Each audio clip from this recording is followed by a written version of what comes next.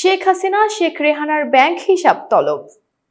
সাবেক প্রধানমন্ত্রী শেখ হাসিনা ও তার বোন শেখ রেহানার ব্যাংক হিসাবের তথ্য তলব করেছে বাংলাদেশ আর্থিক গোয়েন্দা ইউনিট BFIU।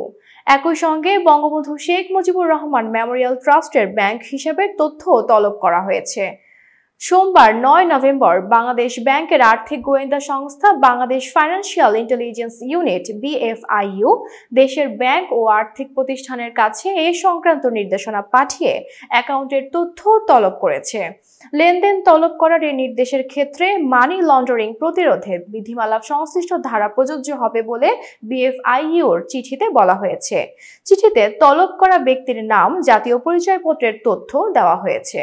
BFIUর নির্দেশনায় আরও বলা হয়েছে, হিসাব তলব করা ব্যক্তিদের সংশ্লিষ্ট তথ্য বা দলিল যেমন হিসাব খোলার ফর্ম, KYC ও লেনদেন বিবরণী ইত্যাদি চিঠি দেওয়ার তারিখ থেকে 5 কার্যদিবসের মধ্যে BFIUতে পাঠানোর জন্য ব্যাংক ও আর্থিক প্রতিষ্ঠানগুলোকে বলা হয়েছে।